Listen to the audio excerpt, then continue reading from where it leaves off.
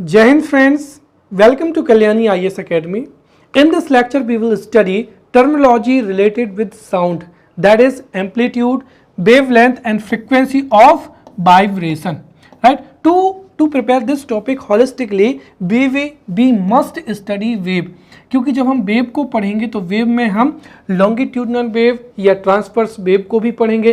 अर्थात यदि लाइट, जैसे हमसे अगर लाइट का एम्पलीट्यूड पूछा जाता है या लाइट की वेवलेंथ पूछी जाती है, या फिर अगर हमसे साउंड की फ्रीक्वेंसी पूछी जाए या साउंड की वेवलेंथ पूछी जाए, तो हम दोनों का उत्तर अच्छे से लिख पाएंगे। Right, therefore we will study wave in depth. Right, और जब हम वेव को पढ़ेंगे तो ये सारी की सारी जो टर्मिनोलॉजी है ये हमको अच्छे से समझ में आ जाएंगी। Right, so now start the lecture and understand what is wave. See, the disturbances which transfer energy from one point to another in a medium or vacuum are known as waves. Right? जैसे मैंने कहा कि ये एक place हो जाएगा और ये क्या हो जाएगा, दूसरा प्लेस हो जाएगा। अब यहाँ से लेकर यहाँ तक जो एनर्जी है, एनर्जी का ट्रांसफर जिन डिस्टरबेंसेस के द्वारा होता है, उन डिस्टरबेंसेस को ही क्या कहा जाता है, वेव कहा जाता है। तो 3 मार्कर के लिए ये क्या हो जाएगी, डेफिनेशन हो जाएगी, और इसके एग्जाम्पल क्या हो जाएंगे। राइट, इसके एग्जाम्पल हो जाएंगे मैकेनिकल वेव्स और नॉन मैकेनिकल वेव्स या इलेक्ट्रोमैग्नेटिक वेव्स हो जाएंगी। तो डेफिनेशन क्या हो जाएगी यहाँ पर, the disturbances, right, the disturbances which transfer energy from one place to another place in medium और vacuum are known as wave. Right, अब हम यहाँ पर वेव की पार्टिकल जो है, वेव की प्रॉपर्टीज को समझेंगे। और दरअसल यहाँ पर मैंने आपको वेव की प्रॉपर्टीज पढ़ाने का जो स्लाइड यहाँ पर ली है उसका 2 रीजन है। First reason is that if 5 marker question is asked in the examination, right, what are the properties of sound wave या what are the properties of light wave, तो अगर इस तरीके का एग्जाम में क्वेश्चन पूछा जाता है then you can write the answer with these points. और साथ ही साथ जो वेव है उसको भी हम बहुत अच्छे से समझते हैं। अभी हमने केवल और केवल वेव की डेफिनेशन समझी है, अब हम यहाँ पर वेव को भी समझेंगे। तो चाहे साउंड वेव की प्रॉपर्टीज पूछी जाए, लाइट वेव की प्रॉपर्टीज पूछी जाए या वेव की प्रॉपर्टीज पूछी जाए, तो हम उनको इन पॉइंट्स से समझ सकते हैं। साथ ही साथ हम यहाँ पर वेव को भी समझेंगे। तो वेव क्या होती है, the disturbances which transfer energy from one point to another point in medium और vacuum are known as wave. और वेव की पहली प्रॉपर्टी क्या हो जाएगी, a wave is generated by periodic disturbances by a vibrating source. तो यदि कोई भी ऑब्जेक्ट जो है वाइब्रेट हो रहा है और उस वाइब्रेटिंग सोर्स से यदि पीरियोडिक डिस्टर्बेंसेस क्रिएट हो रही हैं तो वहां पर वेव क्या होगी, जनरेट होगी, अदरवाइज नहीं। तो पहली चीज क्या हो जाएगी, a wave is generated by periodic disturbance by a vibrating source. Second क्या हो जाएगा कि जो वेव है, वेव की डेफिनेशन में ही हमने देखा था कि एनर्जी एक प्लेस से दूसरे प्लेस तक क्या होती है, ट्रांसफर होती है। तो वेव में हमेशा एनर्जी का ट्रांसफर होता है। So energy is transferred due to wave not the matter. तो कहने का तात्पर्य यह है कि एक पॉइंट से दूसरे पॉइंट तक एनर्जी का ही ट्रांसफर होता है, जो मीडियम के पार्टिकल्स हैं वो ट्रांसफर नहीं होते हैं। तो सेकेंड पॉइंट क्या हो जाएगा, जैसे उदाहरण के तौर पर अगर हम देखें तो जैसे लाइट रेज हो जाएगी, तो हमेशा लाइट सोर्स से जो है लाइट रेज क्या होती है, प्रोपोगेट होती है। तो हमेशा लाइट एनर्जी एक प्लेस से दूसरी प्लेस तक जो है ट्रांसफर होती है। मीडियम के पार्टिकल्स जो है हमेशा वहीं रहते हैं। या वैसे हमने कहा कि साउंड, तो जो साउंड एनर्जी है वह भी एक प्लेस से दूसरे प्लेस की ओर साउंड एनर्जी क्या होती है, ट्रांसफर होती है। मीडियम के पार्टिकल्स वहीं रहते हैं। तो दूसरा क्या हो जाएगा, energy is transfer due to wave not the matter. साथ ही साथ जो वेव होती है, वेव में मीडियम के जो पार्टिकल्स होते हैं वो अपने ओरिजिनल पोजीशन में ही रहते हैं, राइट, और वो अपने जो नियर बाई पार्टिकल होता है उसको एनर्जी क्या कर देते हैं, ट्रांसफर कर देते हैं। इस तरीके से वेव के माध्यम से energy one place to another place क्या होती है, ट्रांसफर होती है। So the particles of wave do not transmit. तो जो पार्टिकल्स ऑफ द वेव है वो ट्रांसमिट नहीं होते, वो केवल और केवल यहां पर दरअसल क्या होना चाहिए, मीडियम होना चाहिए। The particles of the medium जिसमें वेव क्या करती है, ट्रेवल करती है। तो the particles of the medium in which wave travel do not transmit, वो अपने नियर बाई, वो अपनी ओरिजिनल पोजीशन में ही रहते हैं और वो अपने नियर बाई जो पार्टिकल है उसको ही एनर्जी क्या कर देते हैं, दे देते हैं। इस तरीके से एक पॉइंट से दूसरे पॉइंट तक एनर्जी का क्या होता है, ट्रांसफर होता है। तो यहां पर थोड़ा करेक्शन है, the particles of the medium in which wave is propagated, right. तो उस मीडियम के जो पार्टिकल्स है वो ट्रांसमिट नहीं होते हैं, वो अपनी ओरिजिनल पोजीशन में ही होते हैं, केवल और केवल एनर्जी को वो अपने जो बगल वाला पार्टिकल होता है उसको देते हैं। इस तरीके से एनर्जी का ही क्या होता है, ट्रांसफर होता है। फोर्थ हो जाएगा the speed of the wave depends on the nature of medium हो जाएगा। साथ ही साथ the speed of the wave does not depend on the speed of vibration. तो जो वाइब्रेशन है, वाइब्रेशन की जो स्पीड है उस पर वेव की स्पीड डिपेंड नहीं करती है, राइट। साथ ही साथ if the medium around the wave source is uniform, और जो मीडियम है वो कैसा है, यूनिफॉर्म है, तो वेव जो स्पीड है वह भी क्या होगी, समान रहेगी इन ऑल डायरेक्शन। तो यदि मीडियम जो है यूनिफॉर्म है तो उस वाइब्रेटिंग सोर्स की नियर बाय सभी डायरेक्शन में जो वेव स्पीड है वो क्या होगी, एक समान रहेगी, right. So through these points we can write the properties of the wave. और आई होप जो है आप वेव को बहुत अच्छे से समझ भी गए होंगे, right. Now we will study types of wave, right.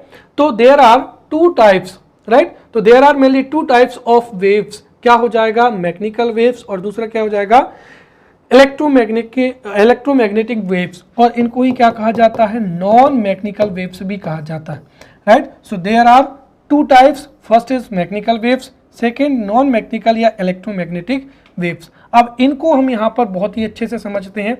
अब देखिए, जो एक तो होती है इलेक्ट्रोमैग्नेटिक वेव्स हो जाएंगी और दूसरी क्या हो जाएंगी, मैकेनिकल वेव्स हो जाएंगी, राइट। इनमें सीधा सा अंतर यही होता है, the waves which require physical medium, the rays which require physical medium to propagate are known as mechanical waves, right। अर्थात इन वेव्स को propagate करने के लिए solid medium या liquid medium की क्या होती है, requirement होती है। and the waves which do not require any medium, for an example solid, liquid or gas, are known as electromagnetic waves। जैसे क्या हो जाएगा, लाइट वेव हो जाएगी।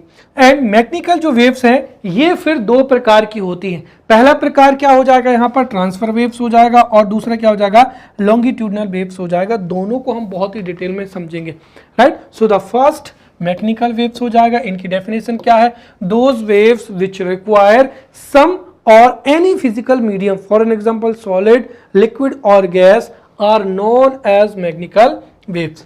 So those waves which require any physical medium, for an example solid, liquid or gas, are known as mechanical waves, right। और ये जो mechanical waves होती हैं ये सॉलिड, लिक्विड या गैस मीडियम में ही प्रोपोगेट हो सकती हैं। एग्जाम्पल क्या हो जाएगा, साउंड वेव हो जाएगा।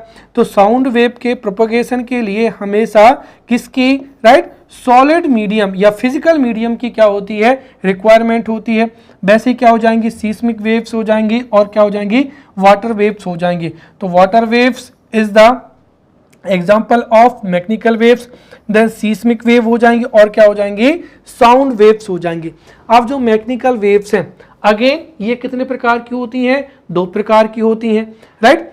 तो जो मैकेनिकल वेव्स हैं वो फिर ट्रांसवर्स वेव्स और किसमें, लॉन्गिट्यूडनल, ये दो प्रकार की होती हैं जिनको हम आगे जाके पढ़ेंगे।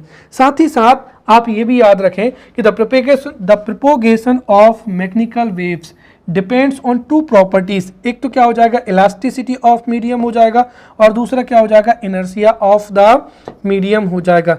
यदि 3 मार्कर में क्वेश्चन पूछा जाए कि जो प्रोपेगेशन ऑफ मैकेनिकल वेव्स है वो किस पर डिपेंड करता है, so the propagation of mechanical waves depends on two properties, elasticity of medium and inertia of medium, right.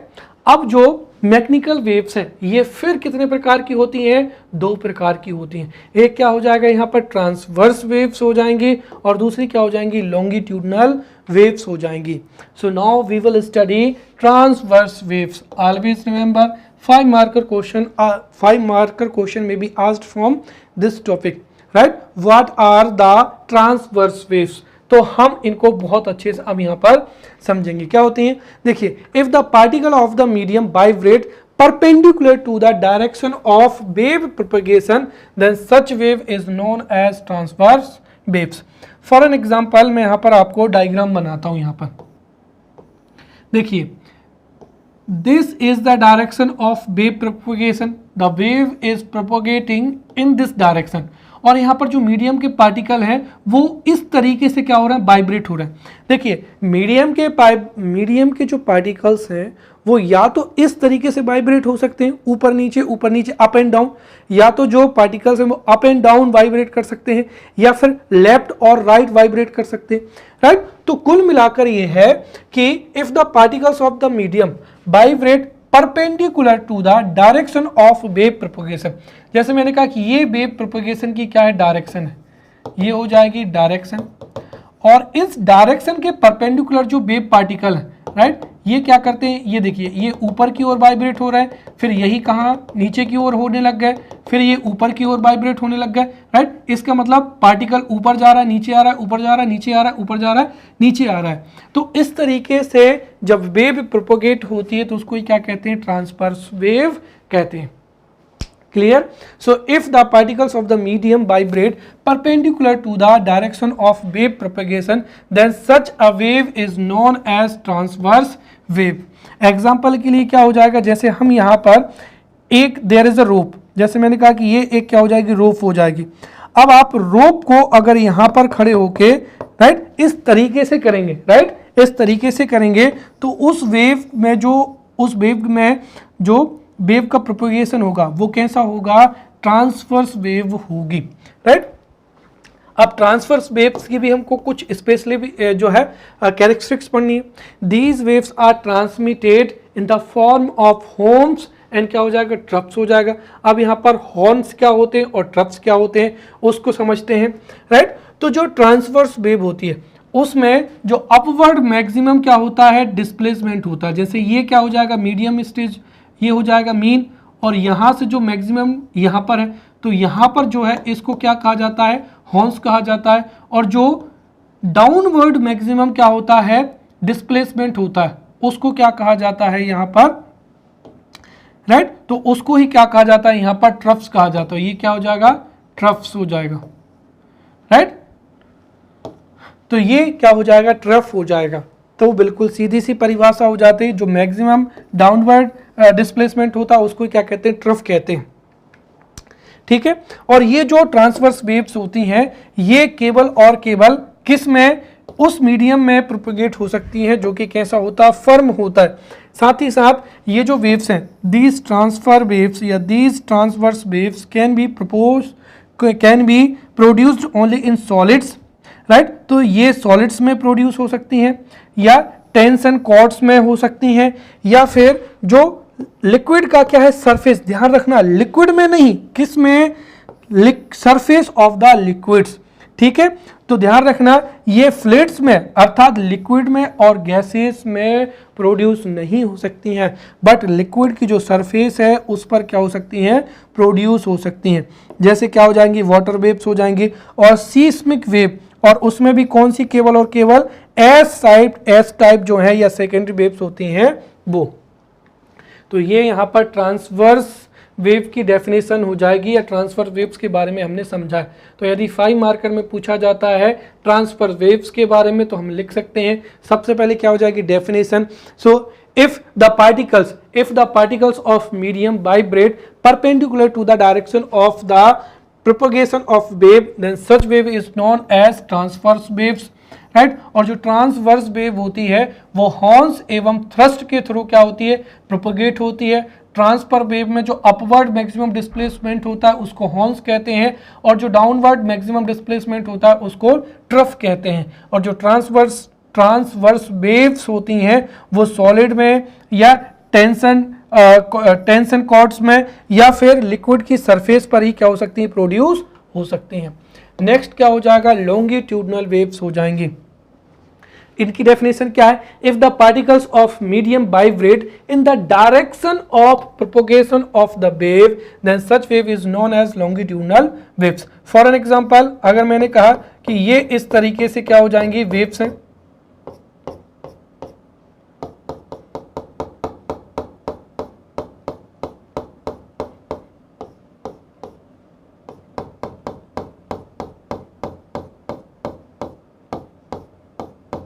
चलिए अब आप देख रहे होंगे यहां पर कि यहां पर जो वेव्स हैं, ये वेव्स की जो है प्रोपोगेशन की डायरेक्शन क्या हो जाएगी, इस डायरेक्शन में वेव जो है प्रोपोगेट हो रही है, और यहां पर जो मीडियम के पार्टिकल हैं वह भी इसी डायरेक्शन में वाइब्रेट हो रहा है। मतलब देखिए यहां पर जो वाइब्रेट हैं ये यहां पर दूर जा रहे हैं और यहाँ पर ये वाइब्रेशन जो है इकट्ठे हो रहे हैं, या यहाँ पर समझिए यहाँ पर जो पार्टिकल्स हैं ये एक जगह पर क्या हो रहे हैं, इकट्ठे हो रहे हैं, और यहाँ से ये क्या जा रहे हैं, दूर जा रहे हैं। कहने का मतलब इसमें जो पार्टिकल हैं वो इस तरीके से राइट लेफ्ट राइट क्या होते हैं, वाइब्रेट करते हैं, और उस तरीके से वेव जा रही है।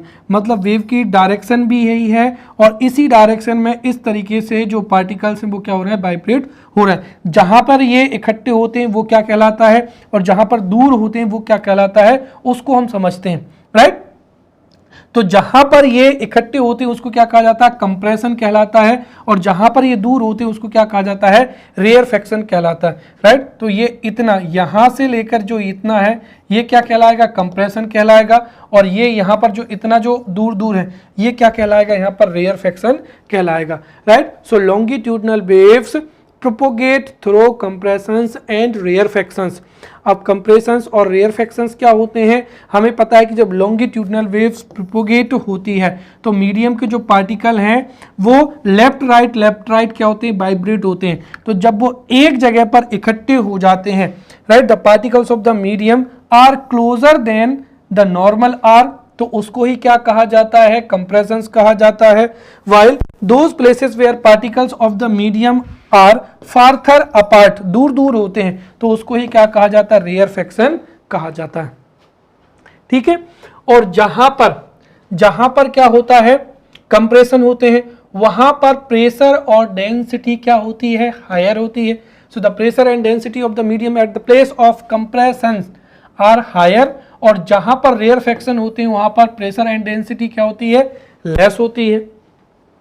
ये जो वेव्स हैं ये सॉलिड्स में और साथ ही साथ किसमें, फ्लूइड्स में भी क्या होती हैं, प्रोपोगेट हो सकती हैं। फ्लूइड्स में मतलब क्या हो जाएगा, लिक्विड और गैसेस दोनों में ही ये जो है प्रोपोगेट हो सकती है। जैसे क्या हो जाएगा, स्टील राइट, तो स्टील में जो है ट्रांसवर्स वेव्स भी क्या हो सकती हैं, प्रोपोगेट हो सकती हैं, क्योंकि वो सॉलिड में प्रोपोगेट होती हैं, और स्टील में जो है ये लॉन्गिट्यूडनल वेव्स भी क्या हो सकती है, प्रोपोगेट हो सकती हैं। तो इसमें साउंड वेव्स हो जाएंगी, और साउंड वेव्स के साथ में क्या हो जाएंगी, सीस्मिक वेव्स क्या हो जाएंगी, पी टाइप हो जाएंगी राइट। तो यहां पर ध्यान रखना, वाटर वेव्स किस में आती हैं, ट्रांसवर्स वेव्स में, और साउंड वेव्स किस में आती हैं, लॉन्गिट्यूडनल में। सीस्मिक में भी कौन सी, पी वेव्स आ जाएंगी राइट। तो वेरी सिंपल हो जाएगा, लॉन्गिट्यूडनल वेव्स किन्हें कहा जाता है right. So if the particles of the medium vibrate in the direction of propagation of the wave, तो उस वेव को ही क्या कहा जाता है, longitudinal waves कहा जाता है। और longitudinal waves propagate होती है compressions और rarefaction के थ्रू। अब जहां पर मीडियम के पार्टिकल्स क्लोज होते हैं उस प्लेस को कहा जाता है कंप्रेशंस, और जहां पर पार्टिकल्स फार्दर अपार्ट होते हैं उसको क्या कहा जाता है, रेयरफेक्शन कहा जाता है। जहां पर कंप्रेशन होता है वहां पर प्रेशर और एनर्जी हाई होती है, और रेयरफेक्शन में जो प्रेशर है और एनर्जी क्या होती है, लो होती है राइट। ये solid as well as fluid अर्थात सॉलिड, लिक्विड, गैस तीनों में ही क्या हो सकती है, प्रोपोगेट हो सकती हैं। साउंड वेव्स और क्या हो जाएगा, सीस्मिक पी वेव्स हो जाएंगे। सेकेंड क्या हो जाएंगे, इलेक्ट्रोमैग्नेटिक वेव्स। अब इनको इलेक्ट्रोमैग्नेटिक वेव्स क्यों कहते हैं, तो देखिए those waves which do not require a physical medium, यहां पर आएगा any right. So those waves which do not require any physical medium, for an example solid, liquid or gas, right, or we can say that which can propagate even in vacuum, उनको ही क्या कहा जाता है, electromagnetic waves कहा जाता है. So those waves which do not require any physical medium, solid, liquid or gas, or which can propagate even in vacuum, उनको ही क्या कहा जाता है, इलेक्ट्रोमैग्नेटिक वेव कहा जाता है. इनको ही क्या कहते हैं, नॉन मैग्नेटिकल वेव्स भी कहते हैं.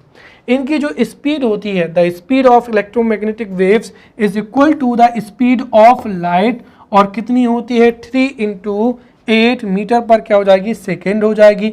इनकी जो वेवलेंथ होती है वो 10⁻⁻14 से लेकर 10⁸ मीटर तक होती है, या उससे ज़्यादा भी होती है, राइट. अब ये जो पूरे के पूरे जो इलेक्ट्रोमैग्नेटिक वेव्स होती हैं, उनको अगर हम वेवलेंथ के अनुसार जो है प्लेस करें तो उससे ही क्या प्राप्त होता है, इलेक्ट्रोमैग्नेटिक स्पेक्ट्रम प्राप्त होता है. तो इलेक्ट्रोमैग्नेटिक स्पेक्ट्रम में क्या होती है, गामा रेज होती हैं, एक्स रेज होती हैं, अल्ट्रा वायलेट रेज वेव्स होती हैं, राइट, विजिबल लाइट होती हैं, इंफ्रारेड वेव्स होती हैं, माइक्रोवेव्स और रेडियो वेव्स. तो गामा रेज की वेवलेंथ सबसे कम होती है, उनसे ज़्यादा एक्स रेज, फिर अल्ट्रा वायलेट वेव्स हो जाएंगी, फिर क्या हो जाएंगी, विजिबल लाइट वेव्स हो जाएंगी, इंफ्रा रेड वेव्स हो जाएंगी, माइक्रोवेव्स, और क्या हो जाएंगी, रेडियो वेव्स हो जाएंगी.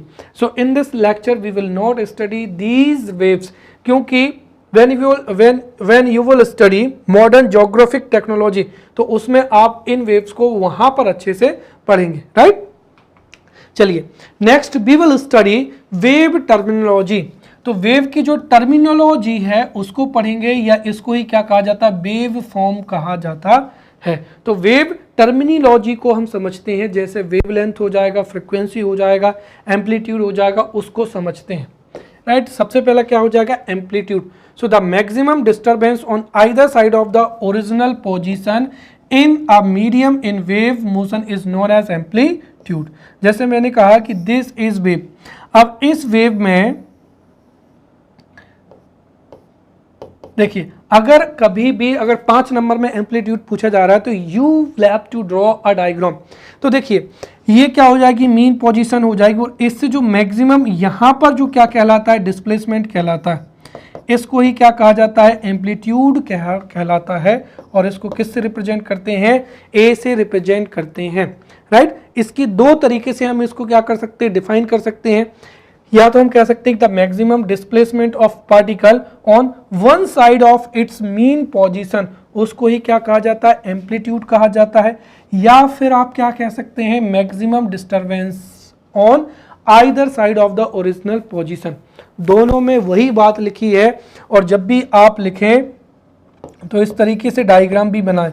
ये क्या हो जाएगा, यहाँ पर ये हो जाएगा एम्पलीट्यूड,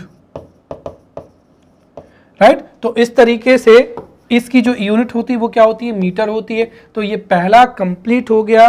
3 नंबर में भी पूछा जा सकता है और 5 नंबर में भी. 3 नंबर के लिए इन दोनों में से कोई भी एक परिभाषा लिख सकते हैं, the maximum disturbance on either side of original position in wave motion. तो उसको ही क्या कहा जाता है, एम्पलीट्यूड कहा जाता है. या हम कह सकते हैं the maximum displacement of a particle on one side of its mean position in wave motion is known as amplitude of the wave. और यहाँ पर ये जो है मैक्सिमम क्या है, डिस्प्लेसमेंट है, और ये क्या है, मैक्सिमम डिस्प्लेसमेंट है. इसी को क्या कहा जाता है, एम्पलीट्यूड कहा जाता है. इट इज रिप्रेजेंटेड बाय ए, और इसकी यूनिट क्या होती है, मीटर होती है. नेक्स्ट क्या हो जाएगा, यहाँ पर वेवलेंथ हो जाएगा. तो वेवलेंथ क्या होती है, the distance between 2 consecutive particles vibrating in same phase in wave motion is known as wavelength. जैसे यहाँ पर अगर हम डायग्राम बनाएं तो ये डायग्राम हो जाएगा, ठीक है. अब फेज का मतलब होता है ये अपवर्ड फेज हो जाएगी, ये डाउनवर्ड फेज हो जाएगी. तो जैसे मैंने कहा कि ये पार्टिकल यहाँ पर है, तो दूसरा पार्टिकल कहाँ है, यहाँ है. यहाँ से लेकर यहाँ तक की, या अगर एक यहाँ है, राइट, एक पार्टिकल यहाँ है तो यहाँ से लेकर यहाँ तक की, या फिर हम सीधा कहें कि यहाँ से लेकर कि यहाँ तक की, ये भी क्या है, सेम फेज में हो जाएंगे। तो दो particle, the distance between two particles vibrating in same phase is known as wavelength. तो यहां से लेकर यहां तक की जो लेंथ होती है उसको ही क्या कहा जाता है, वेवलेंथ कहा जाता है। ये डेफिनेशन हो जाएगी फर्स्ट। या हम क्या कह सकते हैं ट्रांसवर्स वेव्स में, तो ट्रांसवर्स वेव्स में क्या होते हैं, हॉर्न्स होते हैं और क्या होते हैं, ट्रफ्स होते हैं। तो हम सीधा कह सकते हैं distance between two consecutive, consecutive का मतलब क्या होता है, लगातार। So the distance between two consecutive horns और two consecutive troughs will be wavelength. तो या तो ये और ये दोनों हॉर्न्स के बीच की जो हो जाएगी डिस्टेंस, या यहां से लेकर ये दो जो हो जाएंगे क्या, कॉन्सिक्यूटिव क्या हो जाएंगे, ट्रफ्स हो जाएंगे ये। तो इन दोनों की जो बीच की दूरी होगी उसको ही क्या कहा जाएगा, वेवलेंथ कहा जाएगा। क्लियर। या फिर किस में, दूसरी वाली जो वेव थी लॉन्गिट्यूडनल वेव्स,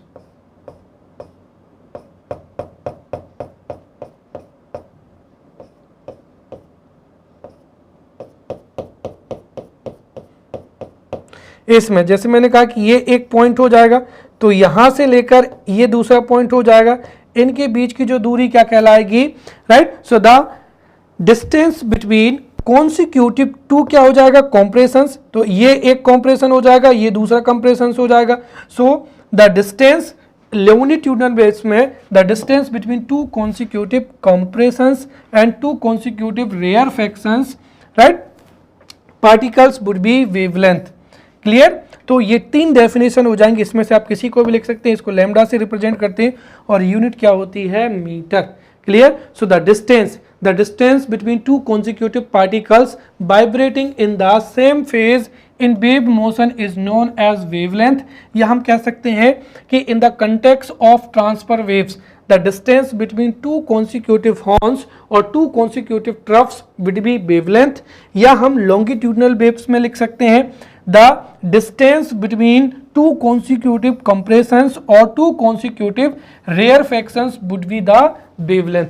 और अगर आपको साउंड की वेवलेंथ पूछी जाए तो साउंड जो है वो क्या होती है, लॉन्गिट्यूडनल वेव होती है। तो उसमें आपको यही डेफिनेशन लिखनी है, राइट।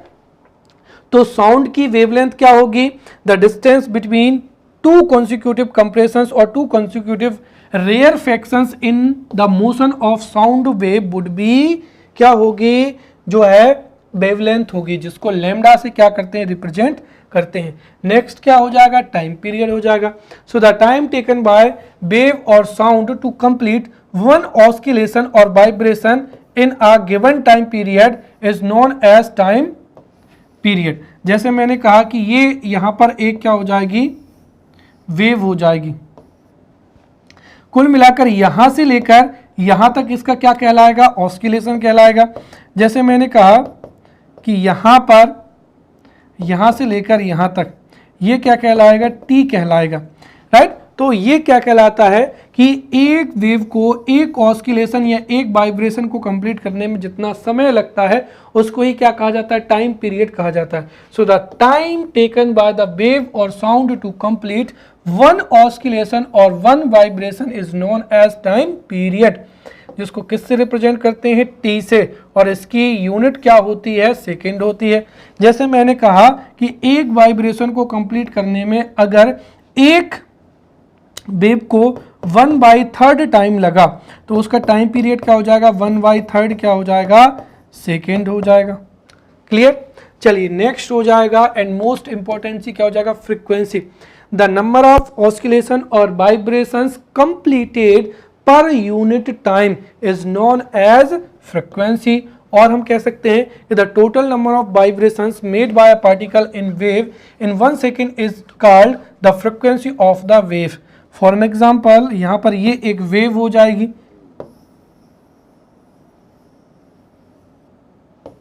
राइट। जैसे मैंने कहा कि ये एक वाइब्रेशन हो जाएगी 2 और यहां पर क्या हो जाएगी, यहां पर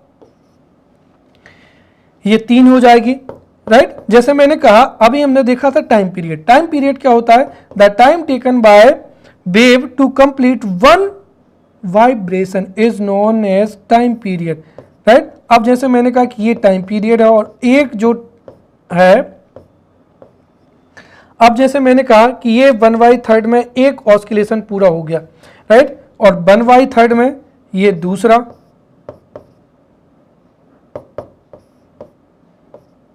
और 1/3 में ये क्या हो जाएगा, यहां से क्या हो जाएगा, 3 हो जाएंगे ये,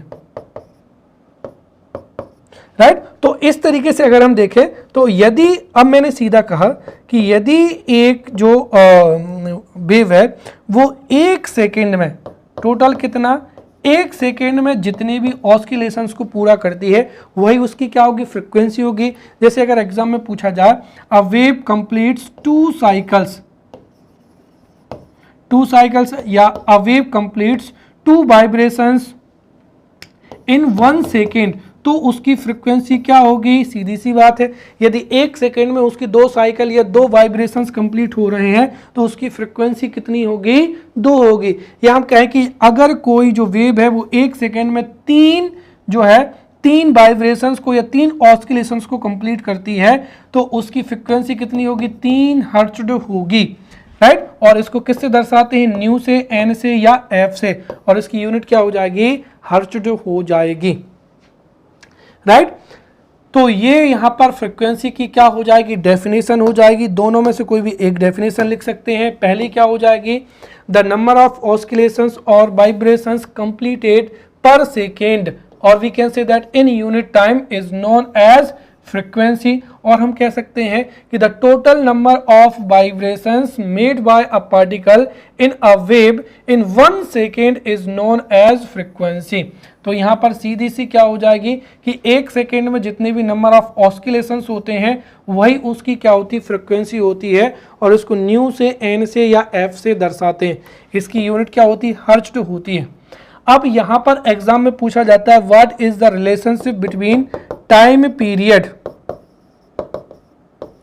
एंड फ्रीक्वेंसी। तो हमेशा ध्यान रखना, फ्रीक्वेंसी एन और nu is equals to always 1/, क्या हो जाएगा, टी हो जाएगा, क्या हो जाएगा, 1/t।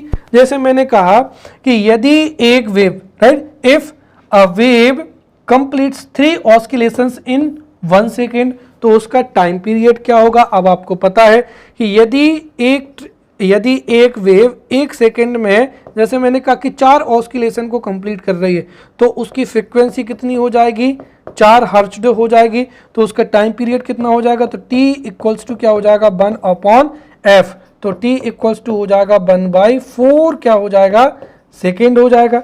या फिर अगर मैंने कह दिया कि if a wave has time period 1/3 second, तो उसकी फ्रीक्वेंसी क्या होगी, राइट। तो फ्रीक्वेंसी अपॉन क्या होता है, 1/t, और अगर हम v न्यू बराबर रखेंगे तो 1/3 हो जाएगा, 3 ऊपर पहुंच जाएगा, तो फ्रीक्वेंसी कितनी हो जाएगी, 3 क्या हो जाएगी, हर्ट्ज हो जाएगी। तो यहाँ पर देखिए यदि टाइम पीरियड 1/3 है तो उसकी फ्रीक्वेंसी कितनी हो जाएगी, 1/3 1/3 1/3, मतलब 1 सेकेंड में कितनी हो जाएगी, 3 हर्ट्ज हो जाएगी। इस तरीके से न्यूमेरिकल्स भी आपसे एग्जाम में पूछे जा सकते हैं।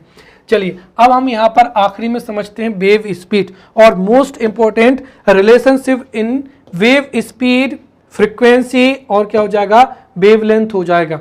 सबसे पहले वेव स्पीड क्या होती है, the distance covered by wave in unit time is known as wave speed, right. तो यूनिट टाइम में जितना डिस्टेंस कवर करती है कोई भी वेव, उसको क्या कहते हैं, वेव स्पीड कहते हैं। तो the distance covered bye a wave in unit time is known wave speed, right. चलिए अब यहां पर वेव स्पीड, फ्रीक्वेंसी और वेवलेंथ में क्या रिलेशन होता है वो समझते हैं। तो जो वेव स्पीड है वो फ्रीक्वेंसी न्यू और वेवलेंथ के क्या होती है, मल्टीप्लाइड होती है। तो wave speed equals to frequency क्या हो जाएगा, न्यू और f मल्टीप्लाइड बाय क्या हो जाएगा, वेवलेंथ, राइट। तो ये इस तरीके से क्या निकल आएगी, वेव स्पीड निकल आएगी। अब हम यहाँ पर समझते हैं स्पीड ऑफ क्या हो जाएगी, ट्रांसवर्स वेव हो जाएगी। अब हमने देखा था कि जो ट्रांसवर्स वेव्स होती हैं, राइट, वो सॉलिड मीडियम में ही क्या होती, उत्पन्न होती है। जैसे मैंने कहा कि ये एक क्या हो जाएगी, रोप हो जाएगी, और somebody इज, राइट, इस तरीके से अगर रोप को अगर हम क्या करते हैं, जो है पुश करते हैं, तो ये इस तरीके से वेव उत्पन्न होगी। तो जो ट्रांसवर्स वेव्स होती हैं उनमें वेव स्पीड क्या होती है वो समझते हैं। If the tension in flexible taunt string और वायर इज टी, टी क्या हो जाएगा यहां पर जो है टेंशन हो जाएगा या तनाव बल हो जाएगा, राइट। तो टी इज टेंसाइल फोर्स और mass per length of the string is m. तो ट्रांसफर जो वेव है, ट्रांसफर्स वेव की जो वेव होगी वो कितनी होगी, under root t upon m होगा। इसको आप सीधा याद रख लें। तो v इक्वल्स टू मतलब वेलोसिटी कितनी होगी, अंडर रूट टी। टी यहाँ पर क्या है, टेंसाइल फोर्स है, और m क्या हो जाएगा, पर यूनिट जो मास पर यूनिट क्या हो जाएगा, लेंथ हो जाएगा। क्लियर। अब स्पीड ऑफ लॉन्गिट्यूडनल वेव्स अगर हम देखें तो जो लॉन्गिट्यूडनल वेव्स है वो सॉलिड में, लिक्विड में और गैसेस तीनों मीडियम में क्या हो सकती है, प्रोपोगेट हो सकती है। तो जो लॉन्गिट्यूडनल वेव्स है वो सॉलिड, लिक्विड और गैसेस तीनों में प्रोपोगेट हो सकती है। तो लॉन्गिट्यूडनल वेव जो है गैस में अगर प्रोपोगेट हो रही है तो न्यूटन के अनुसार क्या हो जाएगा, v equals to p upon क्या हो जाएगा, d हो जाएगा। तो v P क्या हो जाएगा, इनिशियल प्रेशर हो जाएगा।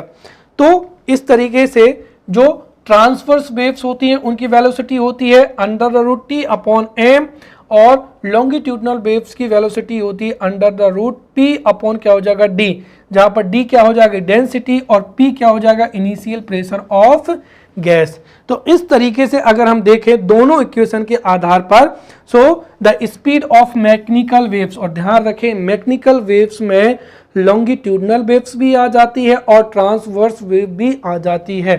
सो it is clear from the above two equation the speed of mechanical wave is proportional to stress t, right. Tensile force की क्या होती है, यहां पर अगर आप देखें तो जो टेंसाइल फोर्स है उसकी क्या होती है, जो है प्रोपोर्शनल होती है यंग्स इलास्टिसिटी जो है कोफिशिएंट ये, फिर वॉल्यूम इलास्टिसिटी कोफिशिएंट बी, और प्रेशर क्या हो जाएगा, पी।